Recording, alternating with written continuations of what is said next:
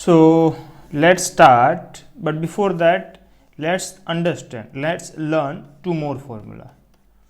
Okay, so and first one is what? If function is given and function having some power, let's say n, and the derivative f dash x is given, then your answer should be f of x to the power n plus 1 upon n plus 1 plus c. This is your answer. Okay, and one more formula. If f of x given in the denominator and derivative given in the numerator, then your answer is log mod f of x plus c. This is your answer. Okay, these two formula you have to learn. Okay, let's start with 7.2 question number 1. First one, find the integration of 2x upon 1 plus x square. If you observe, then you can say that 2x is derivative of 1 plus x square. 2x is derivative of 1 plus x square, and if this happen, then the answer is log in bracket 1 plus x square plus c. This is our answer. Let's go on question number 2. In question number 2, if you observe carefully, so it is something log x whole square into 1 upon x dx. So you can consider as f of x to the power 2 and beside derivative of f of x given. So using the formula, we have the answer log x to the power plus 1 plus c. This is our answer.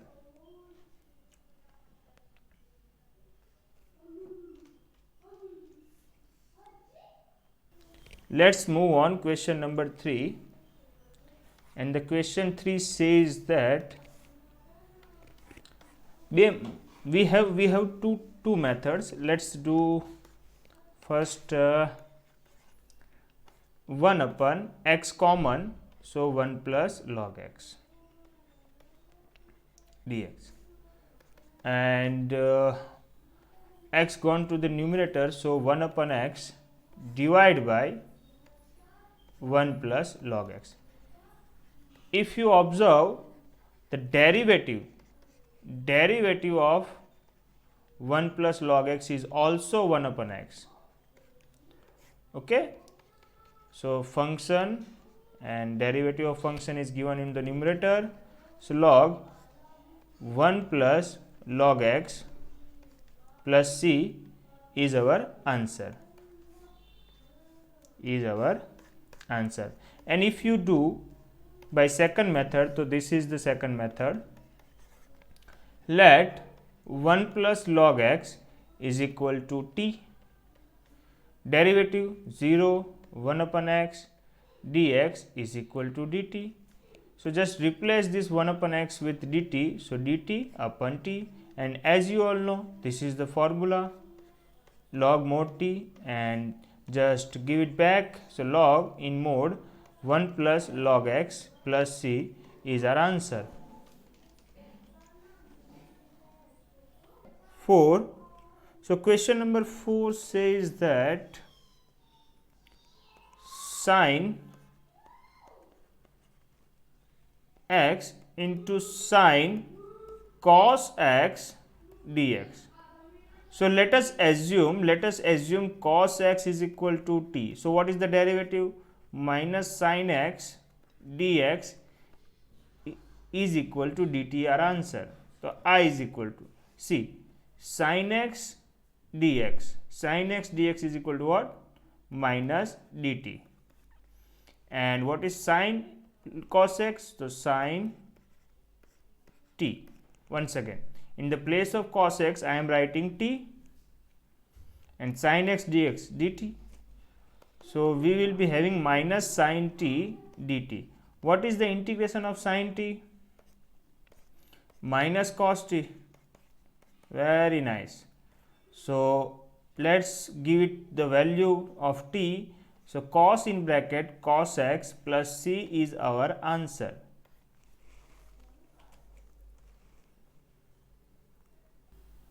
Let's move on question number 5.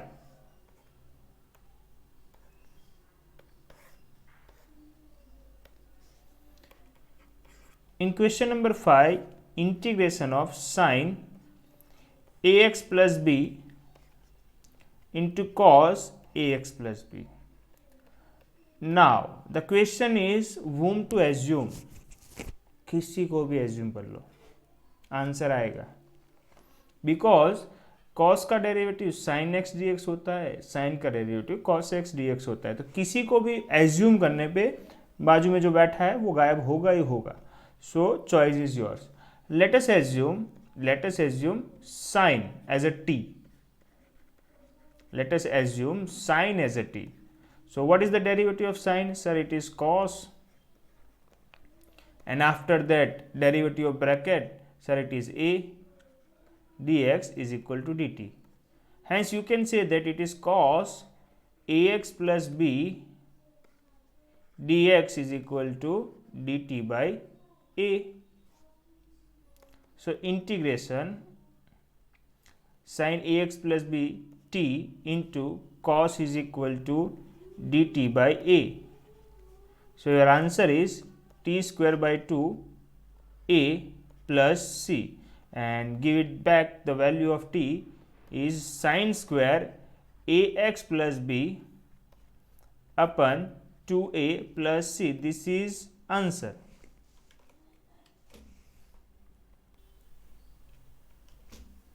Let's move on question number 6.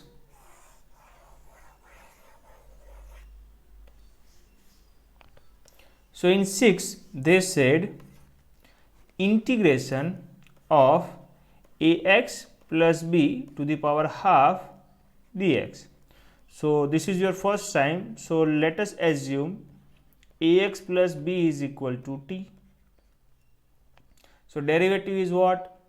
A, b का 0, dx is equal to dt. So you can say that dx is equal to dt by a. This is your first time, that's why I am doing like this. Now t to the power half dt by a. So what is the answer? Power plus 1. So 3 by 2, 3 by 2, 3 by 2 into a. Let's give the value. So it is ax plus b 3 by 2 divide by a plus c. अब आगे onwards हम क्या करेंगे? This is first time, so I am doing this method. इसके बाद हम करेंगे कि directly power plus 1 and the coefficient of x in the denominator. याद रखिएगा, जब भी ऐसा लीनियर इक्वेशन और कुछ भी पावर हो, whenever there is linear equation, I am saying linear x to the power 1, उस टाइप का जब भी इक्वेशन होगा हम क्या करेंगे? पावर प्लस 1 लिख तो देंगे, उसके बाद कोफिशिएंट भी नीचे लिख देंगे. ये चीज़ करेंगे, हर बार ये वाली मेथड नहीं करेंगे कि late us assume, after that integration, putting back the values. Okay, let's move on next question, and next question is x root x plus 2. देखो यहाँ पे ऐसा लगता है कि यूवी रूल यूज करें, बट करने की ज़रूरत नहीं है. कुछ दूसरी मेथड करने पे बहुत ही आसान हो जाएगा. नहीं करना है यूवी रूल, ठीक है? तो कैसे करेंगे sir? This x can be written as x plus 2 minus 2. क्या बात कर रहे हो सर? हाँ, लिख सकते हैं. This x can be written as x plus 2 minus 2.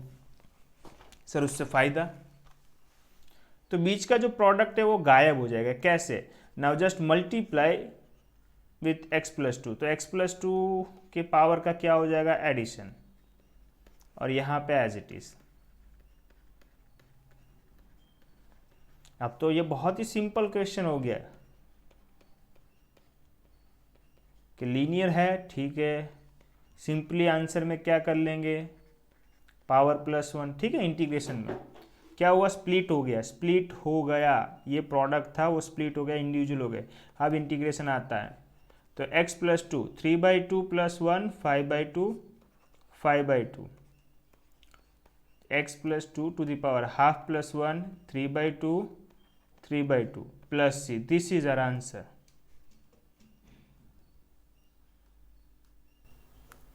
Okay, let's move on question number 8। क्या बोलती public 8, let's see. So in 8 number, integration of x into root 1 plus 2x² dx, क्या करेंगे, क्या करेंगे, बहुत सारी मेथड है। Method number 1, let us assume 1 plus 2x² is equal to t, derivative करते हैं तो 0, 4x dx is equal to dt. So you can say that x dx is equal to dt by 4, और यहाँ पे 1 plus 2x को लिख देंगे t power half, x dx की जगह पे लिख देंगे dt by 4।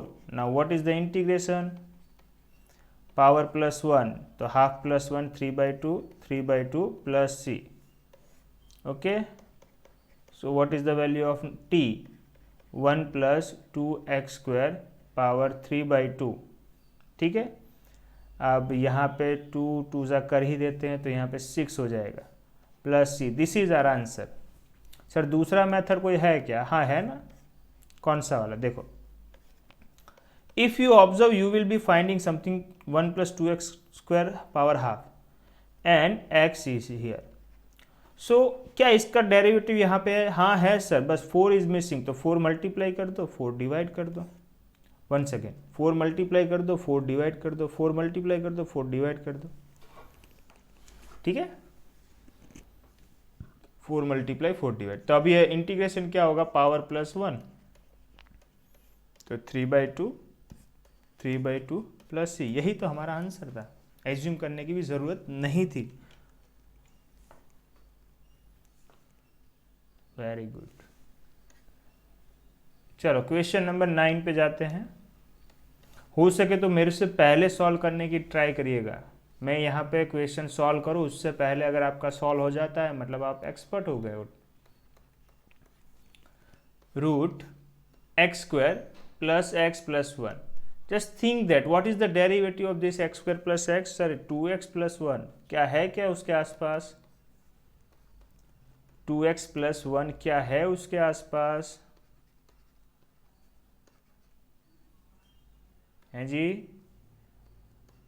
2x प्लस 1 क्या है उसके आसपास, हाँ सर 2 अगर कॉमन निकाल लेते हो तो हो जाएगा, तो निकाल लेते हैं 2 कॉमन, 2 कॉमन निकाल लेते हैं। तो if you see that here is the pattern, कौन सी पैटर्न है, फंक्शन है, कुछ पावर है और साइड में उसका डेरिवेटिव है, ठीक है। तो क्या रिजल्ट आएगा, फंक्शन का power plus 1 divide power plus 1 plus c। So यहाँ पे अपना रिजल्ट हो जाएगा 2 times x² plus x plus 1 power plus 1, 3/2, 3/2 plus c, this is our answer.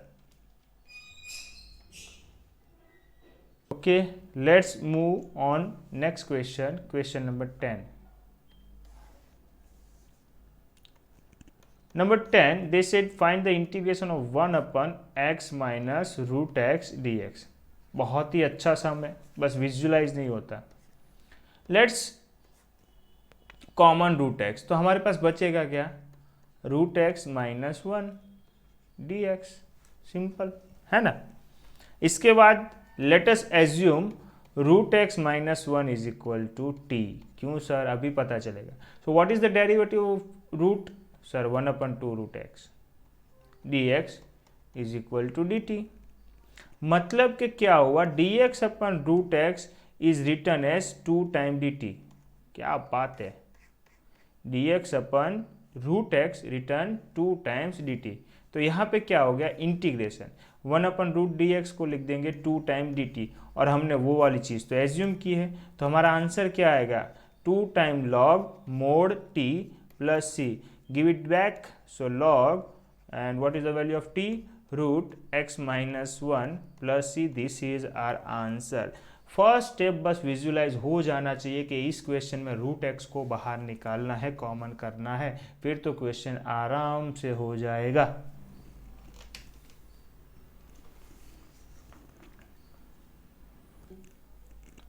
Let's move on question number 11। क्या लगता है क्या करना चाहिए 11 में? सोचो। x अपन root x plus 4 d x, जो मन में आए वो बोलो, आंसर आने के चांसेस हैं। तो let's add and subtract 4। Sir ऐसा क्यों, ऐसा क्यों, ऐसा क्यों? ताकि जब सेपरेट दोगे तो x plus 4 divide by root, here also root, okay.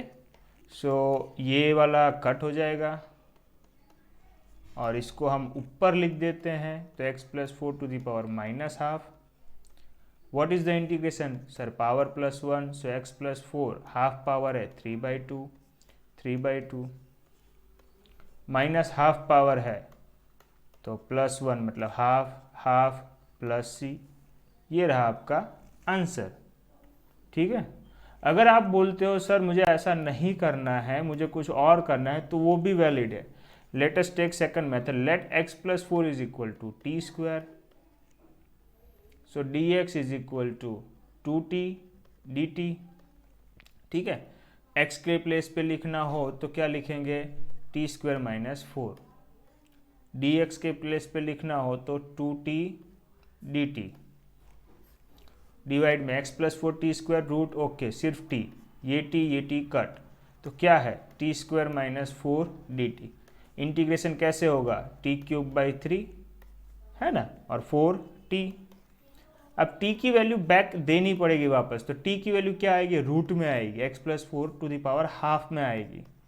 तो ये रहा, देखो t की जगह पे लिखा है x प्लस 4 और हाफ पावर है जिसको मैं लिख देता हूँ 3/2, ठीक है। ओके, ये 4 टू ज़ा 8, t की जगह पे लिख देता हूँ x plus 4 to the power half. तो देखो इस मेथड से भी आंसर आया। आंसर किसी भी मेथड से आ सकता है, बस प्रैक्टिस करिएगा ताकि आप सही डिसीजन ले सको कि ये ले लेते हैं ऐसा।